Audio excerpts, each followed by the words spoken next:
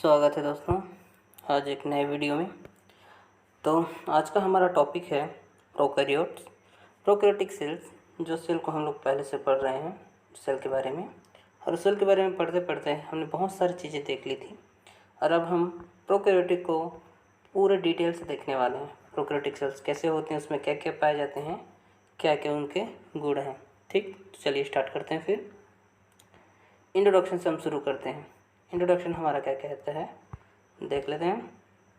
तो हमारा इंट्रोडक्शन कहता है कि प्रोकैरियोटिक सेल प्रिमिटिव न्यूक्लियस वाले सेल होते हैं, जिनके न्यूक्लियस में मेम्ब्रेन न होने के कारण इनके न्यूक्लियस का कोई शेप नहीं होता।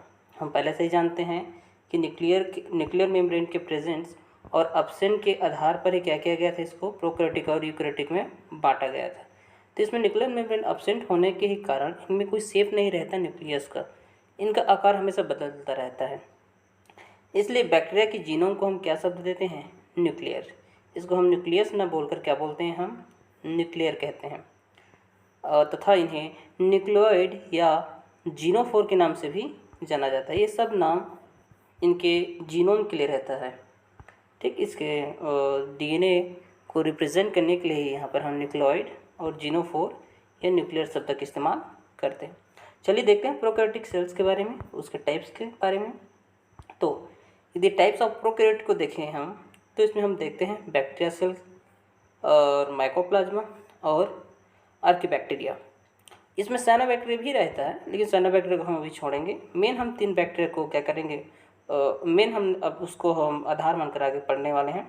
तो इसमें से हैं हमारे बैक्टीरिया सेल है और माइकोप्लाज्मा और साइनोबैक्टीरिया, सॉरी आर्किबैक्टीरिया। चलिए स्टार्ट करते हैं हम बैक्टीरिया से। तो यह है बैक्टीरिया का डायग्राम। ठीक, यदि हम यहाँ पर पहले प्रोकैरियोट्स के बारे में देखेंगे तो यह है हमारा बैक्टीरिया, जिसके सबसे बाहरी हिस्से में क्या है, पिलस पाया जाता है, जो क्या रहता है, इसको डिटेल से देखेंगे। ये इसमें अटैचमेंट के लिए मदद करता है। जब किसी सरफेस पे इसको चिपकना रहता है वहाँ पर ये मदद करता है। रिप्रोडक्शन में इसकी हेल्प करता है, बहुत सारी चीज़ों में हेल्प करता है। इसको डिटेल से पढ़ने वाले हैं। इसके बाद इसके सबसे बाहरी आवरण में रहता है हमारा कैप्सूल। कैप्सूल क्या रहता है, सेल वॉल के साथ अटैच्ड एक केमिकल से बना हुआ एक क्या है, हमारा कॉम्प्लेक्स है, केमिकल कॉम्प्लेक्स है, जिसकी उपस्थिति तथा अनुपस्थिति अब्सेंट और प्रेजेंट के आधार पर बैक्टीरिया को फिर ग्राम नेगेटिव और ग्राम पॉजिटिव बैक्टीरिया के रूप में डिवाइड किया जाता है। इसके अंदर फिर देखेंगे तो रहेगा हमारा सेल वॉल। सेल वॉल भी क्या रहता है, सेल वॉल इसमें बहुत इंपॉर्टेंट रोल प्ले करता है। सेल वॉल के प्रेजेंट और अब्सेंट किसी भी बैक्टीरिया को पैथोजेनिसिटी या वायरुलेंस बनाता है। मतलब बैक्टीरिया सेल वाली यदि प्रेजेंट है किसी बैक्टीरिया में तो उतना ज़्यादा पैथोजन होगा, मतलब पैथोजेनिक होगा, किसी पर इन्फेक्शन तेज़ी से फैला सकता है। यदि ये न रहे सेल वॉल नहीं रहता, फिर वो बैक्टीरिया किसी को इन्फेक्शन नहीं कर पाता, वो किसी को संक्रमित नहीं कर पाता है, उसमें डिसीज़ फैलाने की या इन्फेक्शन फैलाने की कैपेबिलिटी ख़त्म हो जाती है। फिर हम आगे देखेंगे प्लाज्मा मेम्ब्रेन के बारे में, कि इसका प्लाज्मा मेम्ब्रेन किससे मिलकर बना है।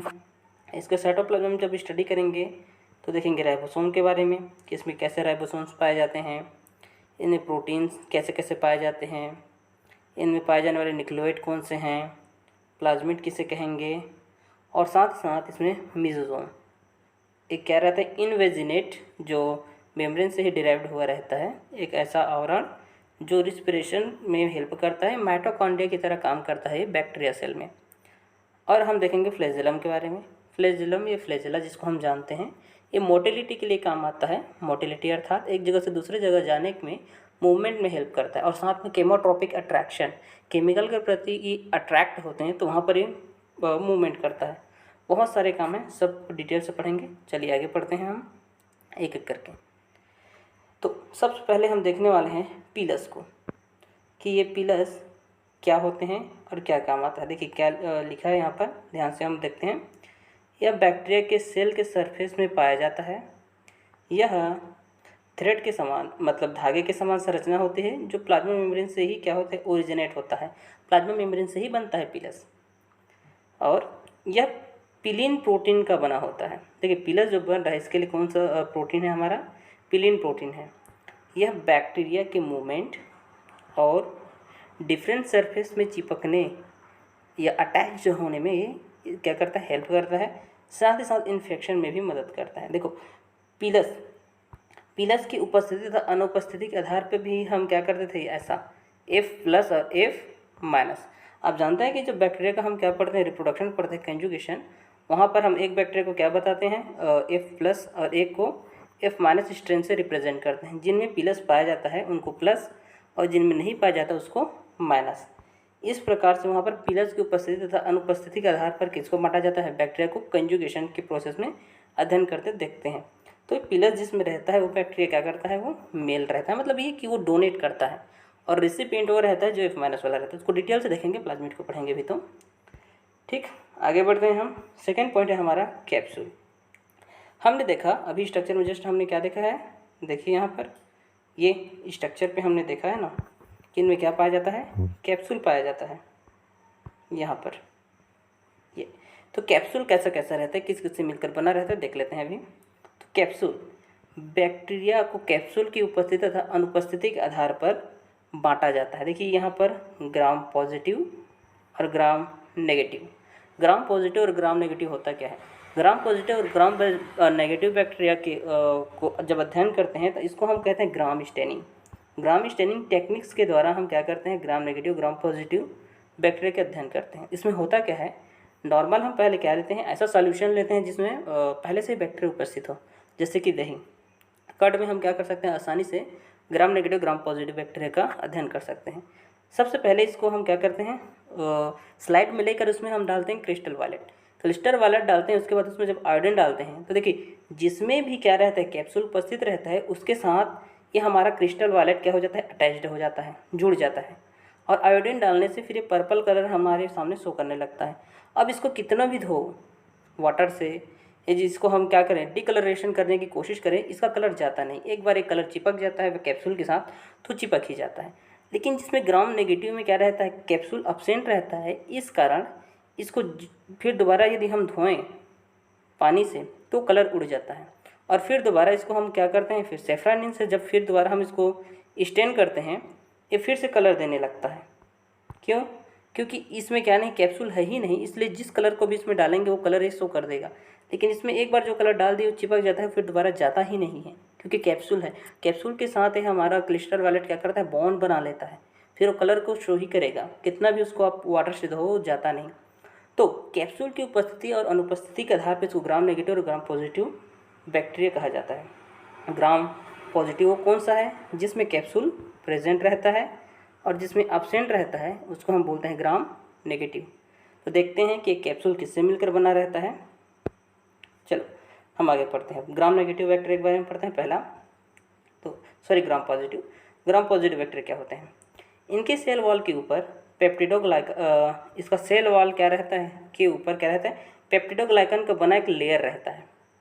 क्या किसका बना रहता है, एक पेप्टिडोग्लाइकन का एक लेयर उपस्थित रहता है, तथा साथ ही साथ उसमें टिकोइक और लाइपोटिकोइक एसिड भी प्रेजेंट रहते हैं, जो उस पेप्टिडोग्लाइकन के लेयर को, जो ऐसे लेयर बना रहता है, उसको जोड़ कर रखता है सेल वॉल के साथ। समझो कि ये हमारा सेल वॉल है, तो इनके साथ ये लाइपोटिकोइक और टिकोइक एसिड इनको बांध कर रखने का काम करता है, इसलिए इसको ग्राम पॉजिटिव बोलते हैं।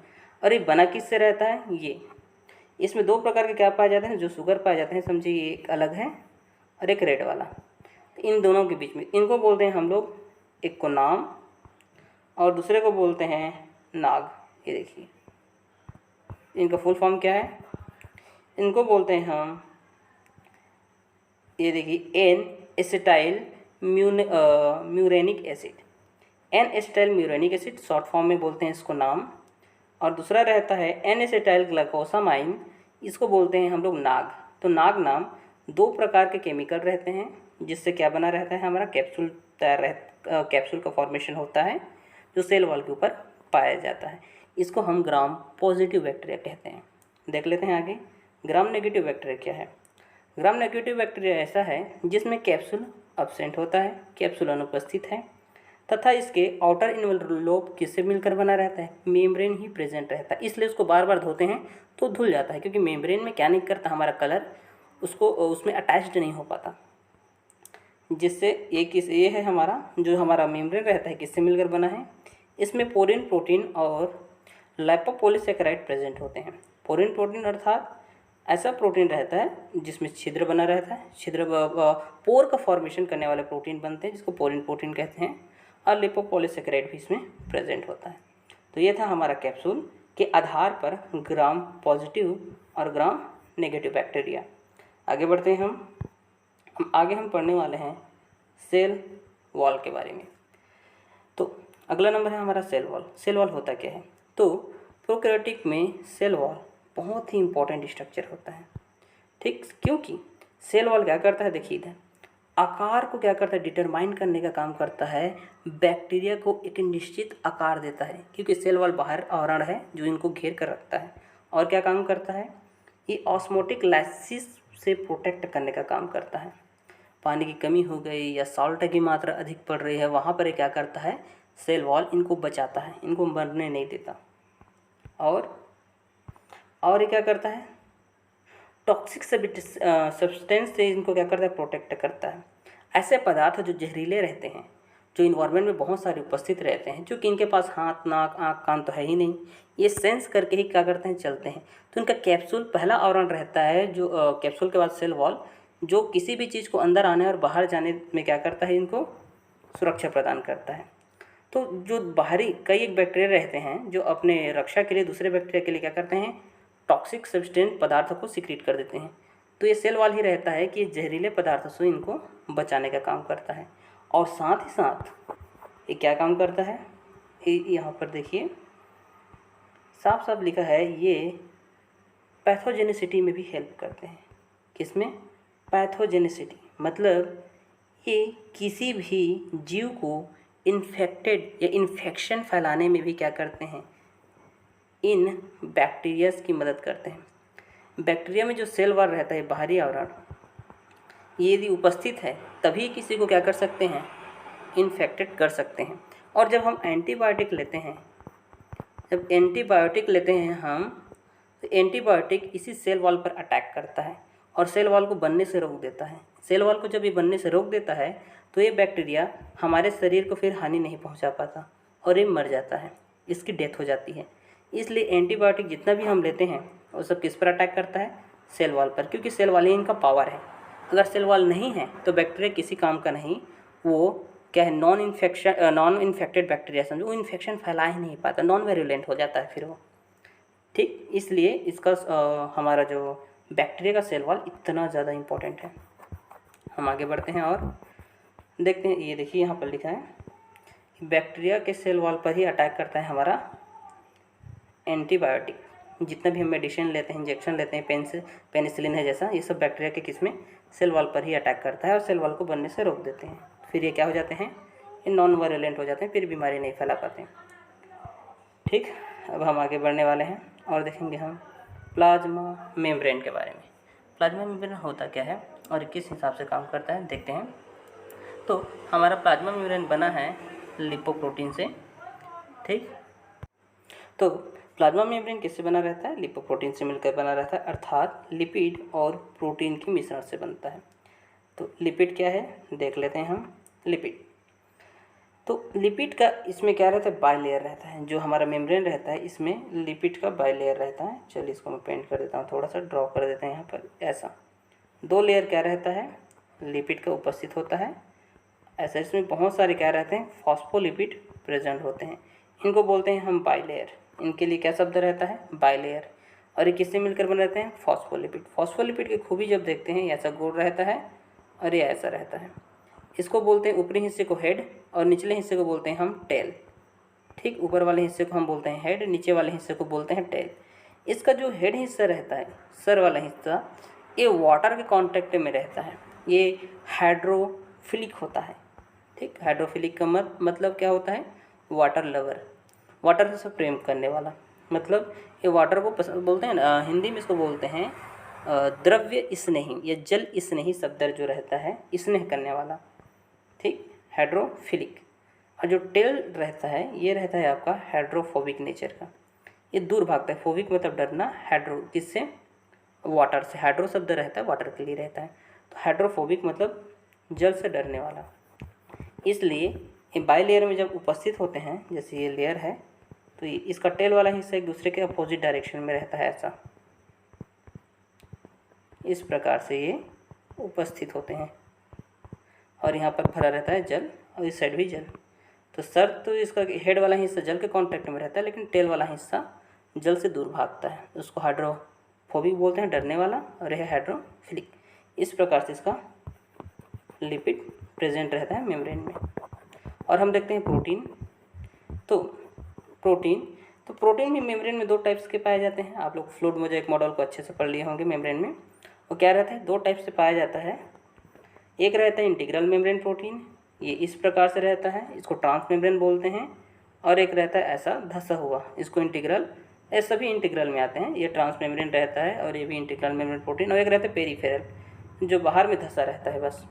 तो इस प्रकार से प्रोटीन के भी दो तीन टाइप रहते हैं, जो क्या करते हैं, मेम्ब्रेन में प्रेजेंट रहते हैं और ये चैनल, कैरियर और स्ट्रक्चरल रोल प्ले करते हैं मेम्ब्रेन में। और इस मेम्ब्रेन में खास बात यह है, प्लाज्मा मेम्ब्रेन में बैक्टीरिया की, इसका मेम्ब्रेन इनवेजिनेट होकर मीसोसोम का फॉर्मेशन करता है।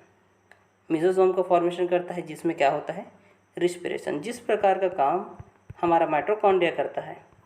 और हम जानते हैं कि बैक्टीरिया सेल में कोई भी डेवलप्ड ऑर्गेनेल पाया ही नहीं जाता, ना इसमें माइटोकॉन्ड्रिया पाया जाता है, ना इसमें क्लोरोप्लास्ट पाया जाता है, ना इसमें गोल्गी बॉडी पाया जाएगा, ना इसमें न्यूक्लियस पाया जाता है, ऐसा कुछ भी नहीं पाया जाता। तो इन सब का काम कौन करेगा फिर इसमें, तो इसका मेम्ब्रेन ही करता है। ठीक, इसमें माइटोकॉन्ड्रिया का काम कौन करता है, मेम्ब्रेन। इसका मेम्ब्रेन ऐसा करके क्या हो जाता है, फोल्ड हो जाता है अंदर की ओर। फोल्ड होने के बाद इसमें ही रिस्पिरेशन संबंधित सभी प्रकार के एंजाइम और सभी प्रकार के क्या रहते हैं, प्रोटीन उपस्थित रहते हैं, जो रिस्पिरेशन में भाग ले सके। रिस्पिरेशन किसे कहते हैं, आप लोग जानते हैं रिस्पिरेशन क्या होता है। रिस्पिरेशन का मतलब होता है ऑक्सीडेशन ऑफ फूड। भोज्य पदार्थों का ऑक्सीकरण जहाँ पर होता है, जो साइटोप्लाज्मा में होता है एक, और साथ ही साथ इसमें भी होता है, इसका मेसोसोम में होता है, जैसे हमारा माइटोकॉन्ड्रियम होता है। तो दोनों काम यहाँ पर प्रोकैरियोटिक्स में मेम्ब्रेन कर रहा है। ग्लाइकोलाइसिस यहाँ पर चलेगा, ग्लाइकोलाइसिस के बाद ही यहाँ चला जाता है क्रेब्स साइकिल चलाने के लिए, इलेक्ट्रॉन ट्रांसफर सिस्टम चलने के लिए। बाकी सब मेसोसोम में होता है। और हम आगे बढ़ते हैं, और अब हम पढ़ने वाले हैं इसके साइटोप्लाज्मा के बारे में। ये यहाँ पर है हमारा साइटोप्लाज्मा। तो साइटोप्लाज्मा कौन सा भाग होता है, तो साइटोप्लाज्मा कोशिका का लिक्विड पार्ट होता है, जो द्रव्य से भरा रहता है। इसमें बहुत सारे प्रोटीन्स, लिपिड और डीएनए उपस्थित होते हैं। ठीक, आगे बढ़ते हैं। अब हम देखने वाले हैं राइबोसोम को। तो राइबोसोम, देखिए हमने बोला कि इसमें कोई भी विकसित प्रकार के मेम्ब्रेन से इनक्लोज्ड ऑर्गेनेल पाए नहीं जाते। राइबोसोम में कोई भी मेम्ब्रेन नहीं पाया जाता। ये दो सब यूनिट से बना रहता है, एक रहता है स्मॉल और दूसरा रहता है लार्ज। ठीक, तो इसमें रहता है जो स्मॉल सब यूनिट रहता है, ये 30S का रहता है, और जो लार्ज सब यूनिट रहता है ये कितने हैं, ये है आपका 50S का। इस तरीके से कितना बनता है, 70S का निर्माण करता है। मतलब इसको जोड़ना नहीं आप लोग, ये क्या रहता है, एस का मतलब मैं आपको जब राइबोसोम पढ़ाऊंगा तब इसको डिटेल से बताऊंगा किस प्रकार से हम इसको एस डालते हैं और इसका मतलब क्या होता है, और क्यों 70 बन जाता है जबकि अलग अलग 30 और 50S रहता है। फिलहाल अभी इतना याद रखते हैं कि क्या होता है, राइबोसोम 70S का पाया जाता है, और 70S का राइबोसोम पाया जाना प्रोकैरियोटिक सेल की निशानी होती है। जिस कोशिका में भी क्या रहती है, 70S राइबोसोम पाया जाता है, उसको ऐसा माना जाता है कि वो क्या है, प्रोकैरियोटिक कोशिका है। चलिए ठीक है, हम आगे बढ़ते हैं और देखते हैं बैक्टीरियल डीएनए के बारे में। बैक्टीरियल डीएनए ये क्या रहता है, ये सिंगल रहता है। सिंगल मतलब एक ही रहता है, एक से ज़्यादा नहीं, और सर्कुलर रहता है, गोलाकार रहता है, डबल स्टैंडर्ड रहता है, 2 स्टैंड से मिलकर बना रहता है, और साथ ही साथ एक कोवेलेंटली क्लोज्ड होते हैं, मतलब ये एक जुड़े रहते हैं आपस में। ऐसा हमारा जो डीएनए रहता है यूकैरियोट्स में, मनुष्य को या प्लांट्स में जो पाए जाने वाले, यूकैरियोट्स में पाए जाने वाले जो डीएनए रहते हैं वो इस प्रकार से रहते हैं, लीनियर रहते हैं, ऐसे लीनियर रहता है। लेकिन इनका सर्कुलर रहता है, गोलाकार रहता है, जो आपस में जुड़ा हुआ रहता है, और ये सिंगल स्टैंडर्ड रहता है। और साथ ही साथ इनमें क्या भी पाया जाता है, अगर आप लोग अच्छे से देखेंगे स्ट्रक्चर को प्रोकैरियोट का, तो आप लोगों को पता चलेगा कि इसमें अकेला डीएनए ही नहीं रहता। ये जो हमारा बैक्टीरिया का स्ट्रक्चर है, इसमें समझिए आपका डीएनए है, तो डीएनए के साथ साथ इसमें एक अतिरिक्त अंग भी रहता है जिसको हम बोलते हैं प्लाज्मिड। प्लाज्मिड एक से अधिक रहता है, इसका कोई गिनती नहीं रहता। ये हर बैक्टीरिया कोशिका में अलग अलग प्रकार से हो सकता है इसका अमाउंट। और ये भी क्या रहता है, ये एक्स्ट्रा क्रोमोजोम के रूप में बैक्टीरिया के अंदर उपस्थित रहता है। ये इसके मेन डीएनए को प्रभावित नहीं करता, ये अलग रहता है, मेन डीएनए हमारा अलग रहता है। लेकिन इसकी उपस्थिति अनुपस्थिति बहुत इंपॉर्टेंट रोल प्ले करती है। इसी की उपस्थिति और अनुपस्थिति, प्लाज्मिड की उपस्थिति और अनुपस्थिति के आधार पर हम जब इसके रिप्रोडक्शन को पढ़ते हैं, तो जिनमें भी क्या रहता है, प्लाज्मिड पाया जाता है, उनको हम क्या बोलते हैं, जो एफ रहता है फर्टिलिटी फैक्टर, इसे प्लाज्मिड के प्रेजेंट और अब्सेंट के आधार पर माना जाता है। जब किसी बैक्टीरिया में प्लाज्मिड प्रेजेंट है तब उसको हम लिखते हैं एफ स्टैंड वाला, एफ प्लस। जिनमें प्रेजेंट है फर्टिलिटी फैक्टर्स, उसको एफ प्लस बोलते हैं। इससे क्या होता है, इसके बाहरी भाग में बैक्टीरिया के पीलस का निर्माण होता है, ऐसा पीलस बनता है एफ के कारण। और जिसमें पीलस का निर्माण नहीं होता बैक्टीरिया, उसको हम एफ माइनस करते हैं। और जब संयुग्मन कंजुगेशन मेथड के द्वारा इनमें रिप्रोडक्शन होता है, सेक्सुअल रिप्रोडक्शन, तब यही प्लाज्मिड इससे इसमें आ जाता है। जब इनमें ब्रिज का निर्माण होता है, कंजुगेशन ब्रिज, तो अपने प्लाज्मिड को इसमें दे देते हैं, फिर ये भी एफ प्लस वाला बन जाता है। लेकिन जब तक ये नहीं बना रहता तब इसको हम बोलते हैं डोनर और इसको बोलते हैं रेसिपिएंट, क्योंकि ये एफ प्लाज्मिड को लेने वाला है, उससे ले लेता है, कॉपी हो जाता है, इसमें भी प्रेजेंट रहता है, फिर इसमें भी आ जाता है, फिर ये भी प्लस वाला बन जाता है। तो ये रिप्रोडक्शन में हम देखते हैं अच्छे से जब इनको पढ़ते हैं। ये एक ही नहीं रहता, बहुत सारे संयुग्मन की विधियाँ हैं। प्लाज्मिड के बाद हम देखते हैं फ्लैजेलम को। फ्लैजेलम, ये जिसको फ्लैजेला भी कहते हैं, ये बहुत महत्वपूर्ण पार्ट होता है बैक्टीरिया का, क्योंकि इसकी उपस्थिति और अनुपस्थिति के आधार पर या इसकी कितनी संख्या में प्रेजेंट है, उस आधार पर बैक्टीरिया को अलग अलग पार्ट में डिवाइड भी किया जा सकता है। जैसे मोनोट्राइकस है, जैसे कि हम देखते हैं पेरीट्रैकस है, ट्रैकस फ्लैजेला वाला बैक्टीरिया, या एम्फीट्रैकस फ्लैजेला वाला बैक्टीरिया, जिसको अलग अलग टाइप्स में इसको फिजियोलॉजी या इसके प्रेजेंस ऑफ फ्लैजेला के आधार पर डिवाइड किया जाता है। लेकिन हमारा मेन टॉपिक ये नहीं है, हम चलते हैं इससे आगे कि फ्लैजेला जो होता है वो दिखता कैसा है और इसका मेन काम बैक्टीरियल सेल में क्या होता है या प्रोकैरियोटिक सेल्स में एक फ्लैजेला क्या काम करता है। हम सभी जानते हैं कि फ्लैजेला जो होता है वो 3 पार्ट से मिलकर बना होता है, इसका फिलामेंटस पार्ट, इसका हुक वाला पार्ट, और तीसरा इसका बॉडी, बेसल बॉडी या मोटर डिवाइस वाला पार्ट। होता क्या है, इसको देखते हैं हम। देखिए, इसका सबसे जो बाहरी भाग रहता है जिसको बोलते हैं हम लोग फिलामेंट, अभी हमने देखा यह है फिलामेंट, यहाँ से लेकर यहाँ तक। फिलामेंट का क्या काम है उसको देख रहे हैं हम। तो ये फिलामेंट वाला हिस्सा क्या काम करता है, यह फ्लैजेलम का लगभग फ्लैजेलम का यह लगभग कितना पार्ट होता है, 98% पार्ट होता है। यह एक्स्ट्रा पार्ट है जो हुक के द्वारा वॉल से जुड़ा रहता है। हम जानते हैं ये है फ्लैजेला, मतलब ये बैक्टीरियल सेल तो ऐसा है, और यहाँ पर हुक पाया जा रहा है, ऐसा कुछ अलग ही प्रकार का प्रोटीन से बना हुआ पार्ट जो इसको सेल के साथ जोड़ कर रखा है। तो यह है हमारा फिलामेंट। तो ये हुक के द्वारा क्या रहता है, वॉल से जुड़ा रहता है, और इसका काम है मूवमेंट करना। ये क्या करता है, ऐसा घूमता है, ये जिसे रोटेट करता है गोल गोल गोल गोल, जिससे क्या होता है, इनको एक फोर्स मिलता है और बैक्टीरिया मूवमेंट करता है एक जगह से दूसरी जगह। जैसे हम लोग स्विमिंग करते हैं पानी में, स्विम करते समय, तैरते समय हम लोग पैर और हाथों का इस्तेमाल करते हैं, उसी प्रकार से एक जगह से दूसरी जगह जाने में लिक्विड मीडियम में ये इसका इस्तेमाल करता है फ्लैजेला का, और इसकी वजह से मूवमेंट करता है।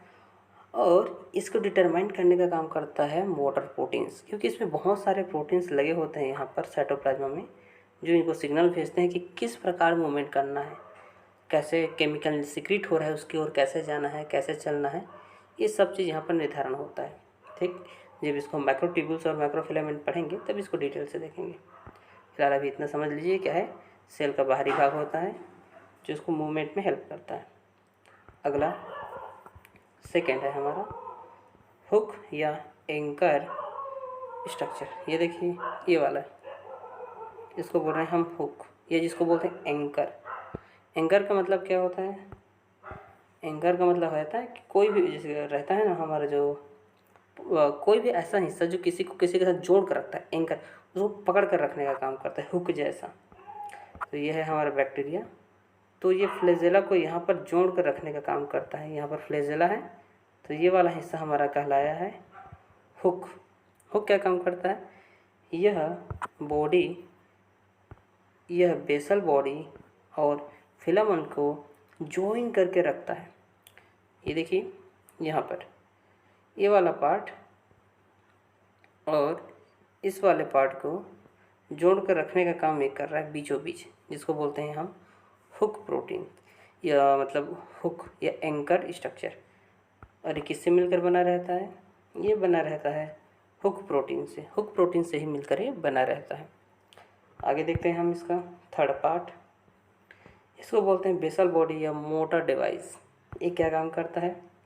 ये साइटोप्लाज्मा के अंदर देखो ये रॉड लाइक स्ट्रक्चर होता है, रॉड के समान स्ट्रक्चर होता है जिस पर माइक्रोट्यूब्यूल्स के रिंग बने होते हैं। हम जानते हैं कि ऐसे रिंग्स पाए जाते हैं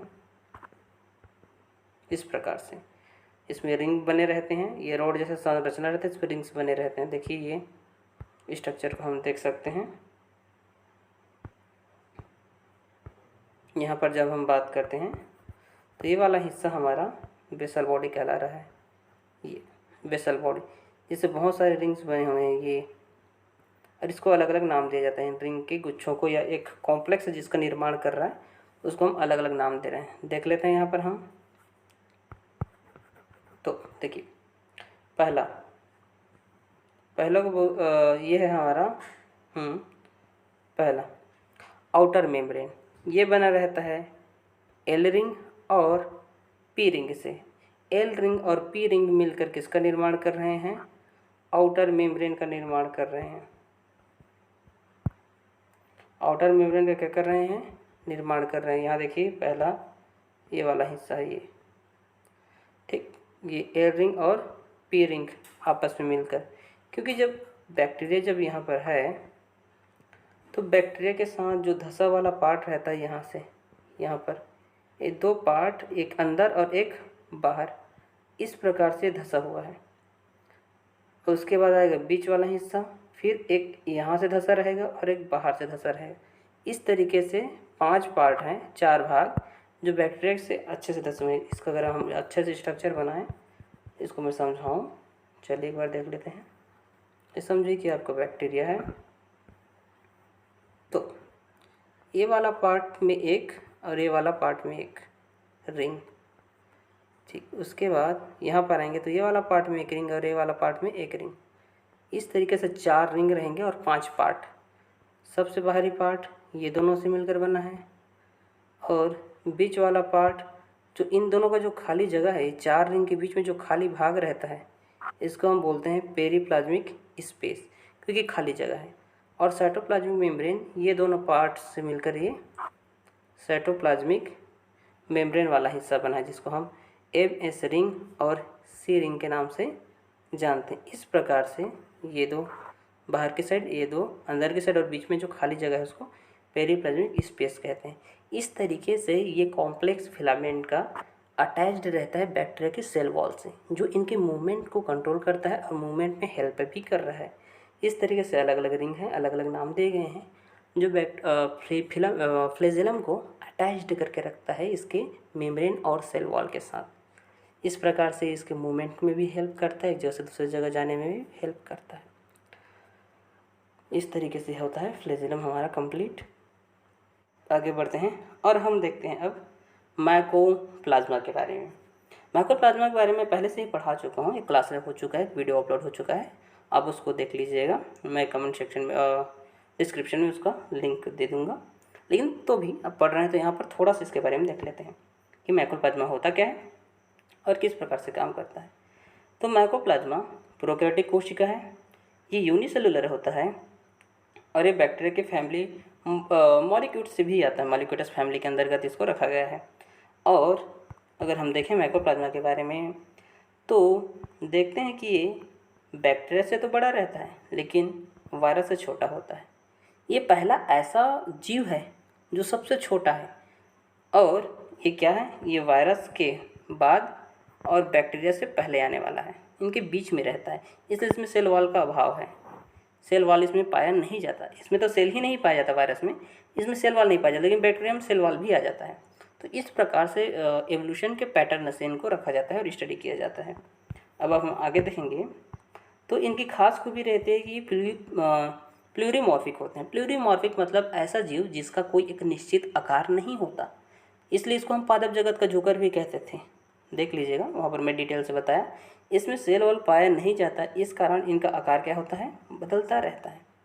लेकिन साथ ही साथ इसमें एक और खूबी रहती है कि ये पेनिसिलिन रेजिस्टेंस होते हैं। चूँकि इनमें सेल वॉल पाया ही नहीं जाता, इसलिए एंटीबायोटिक जब आप लोगे तो इस पर कोई असर नहीं पड़ता। आप एंटीबायोटिक खाकर इसको क्या नहीं कर सकते, अपने शरीर से ख़त्म नहीं कर सकते, क्योंकि इसमें सेल वॉल ही नहीं पाया जाता। इस कारण हमारे एंटीबायोटिक या पेनिसिलिन का कोई इसमें प्रभाव नहीं पड़ता है। जिन बैक्टीरिया में सेल वॉल पाया जाता है, पेनिसिलिन सिर्फ उस पर ही काम कर पाता है, क्योंकि सेल वॉल के सिंथेसिस को क्या करता है, हमारा पेनिसिलिन रोक देता है। जब सेल वॉल बनने लगता है तो वहाँ पर जाकर खुद ही अटैच्ड हो जाता है, जिससे सेल वॉल बन नहीं पाता।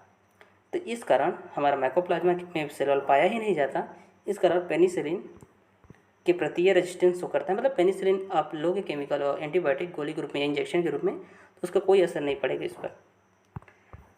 ठीक, अब हम आगे बढ़ते हैं और हम एक लास्ट अब हमारा बच गया है, ये है हमारा आर्कीबैक्टीरिया।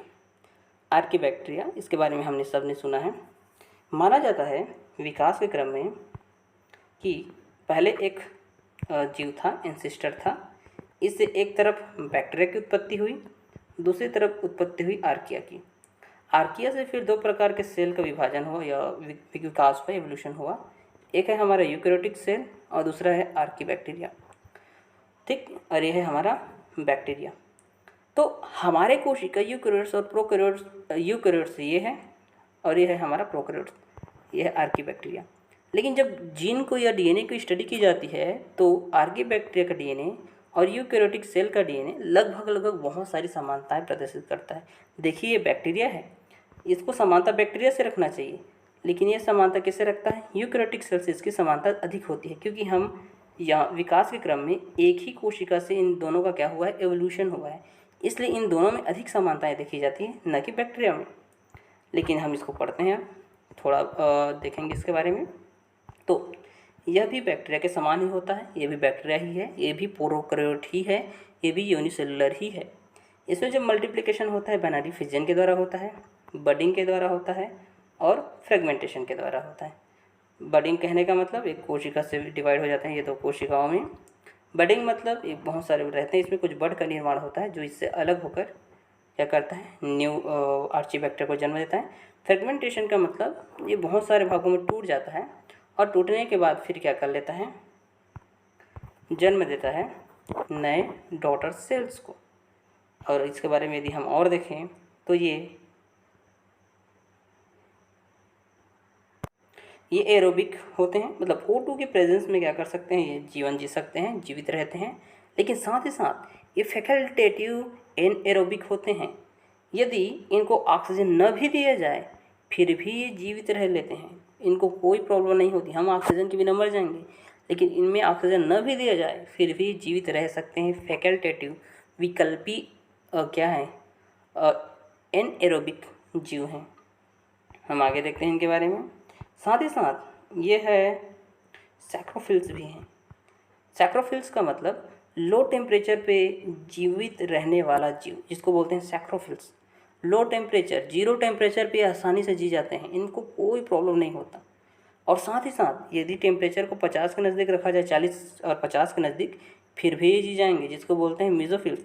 और साथ ही साथ इसमें एक और खूबी कि ये क्या नहीं करेंगे, ये है, देखिए क्या लिखा है, हाइपर थर्मोफिल्स। इसको हाइपर मतलब यदि हम इसको 0 में रखें तो भी ये जिएगा, यदि 50 अंश वाले टेम्परेचर पे रखें 50 सेंटीग्रेड फिर भी ये जीवेगा, यदि 200 भी कर दें हम टेम्परेचर को फिर भी ये जिएगा। इसको आप मार ही नहीं सकते, ये अमर है। हमारे शब्दों में क्या बोलेंगे, इमोर्टल ही बोलेंगे, अमर है, ये कैसे भी इसको रखते हैं टेम्परेचर पे जीता ही जीता है। इसलिए इनके लिए एक शब्द दिया गया है, यहाँ पर देखिए, इनको क्या बोलते हैं हम, एक्सट्रीम इन्वायरमेंट में जीवित रहने वाला जीव। एक्सट्रीम इन्वायरमेंट, ऐसा इन्वायरमेंट जिसमें नॉर्मल जीव जी ही नहीं सकता, ऐसे इन्वायरमेंट में भी ये अपने आप को जीवित रख लेता है। इसका टेम्परेचर पर कोई इफेक्ट नहीं पड़ रहा है, इसमें ऑक्सीजन के एब्सेंट प्रेजेंट का कोई इफेक्ट नहीं पड़ रहा, ये ऐसा जीव है। हम आगे देखते हैं। और अगर हम देखेंगे इसको, ये ग्राम नेगेटिव और ग्राम पॉजिटिव भी होते हैं। ये कैसे हैं, ये ग्राम नेगेटिव भी होते हैं, ग्राम पॉजिटिव भी होते हैं। मतलब इनमें कैप्सूल प्रेजेंट भी होता है और एब्सेंट भी होता है, क्योंकि कैप्सूल के एब्सेंट और प्रेजेंट के आधार पर ही ग्राम नेगेटिव और ग्राम पॉजिटिव में हम इसको डिवाइड करते हैं। लेकिन इसकी खूबी क्या है, इनमें पेप्टिडोग्लाइकन नहीं पाया जाता। जो बैक्टीरिया में उपस्थित होता है कैप्सूल, इनमें ये ऐसा नहीं, कैप्सूल उपस्थित तो है लेकिन जो बनने वाला केमिकल है उसमें जो पेप्टिडोग्लाइकन बनाता था बैक्टीरिया को, इसमें पेप्टिडोग्लाइकन नहीं बनाता। इसमें कौन बनाता है, इसके लिए देखिए ये है हेटेरोपॉलीसेकेराइड। हेटेरोपॉलीसेकेराइड नाम का केमिकल शुगर का कॉम्प्लेक्स रहता है। इन्हीं कॉम्प्लेक्स से ही क्या बनता है, इसका आउटर सरफेस या कैप्सूल का निर्माण होता है, जिसकी एब्सेंट और प्रेजेंट के आधार पर इसको ग्राम नेगेटिव और ग्राम पॉजिटिव बैक्टीरिया में डिवाइड करते हैं। ठीक, इसलिए इसके वॉल को हम क्या बोलते हैं, स्यूडोमोरिन वॉल वाला कहते हैं, क्योंकि इसका जो बना है सेल, ये अलग प्रकार के केमिकल से बना है इसका कैप्सूल, जिसको बोलते हैं हेटेरोपॉलीसेकेराइड, इसलिए इसके वॉल का अलग नाम भी हम देते हैं।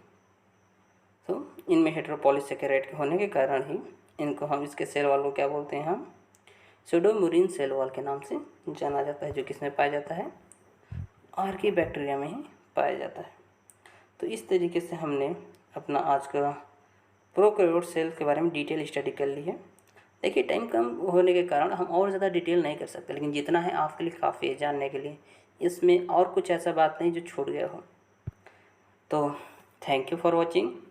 अगर वीडियो अच्छा लग रहा है या कुछ भी नया चीज़ जानने के लिए और सीखने के लिए मिल रहा है तो सब्सक्राइब करके ज़रूर रखें, और क्या कर बेल आइकन को भी प्रेस करके रखें। जब भी मैं वीडियो डालूँगा नया तो आप लोगों को क्या नोटिफिकेशन आएगा, ताकि वीडियो को आप देख सकते हैं। तो आगे मैं लाने वाला हूँ क्लास, वो रहेगा यूकैरियोट के बारे में, प्रोकैरियोटिक सेल के बारे में जैसे डिटेल्स स्टडी किए हैं, उसी प्रकार से अब हम यूकैरियोट सेल के बारे में डिटेल्स स्टडी करेंगे, जिसमें प्लांट सेल और एनिमल सेल के बीच का डिफरेंस को भी हम देखेंगे अच्छे से। तो इंतज़ार कीजिए नए वीडियो के लिए और बने रहिए। तो थैंक यू।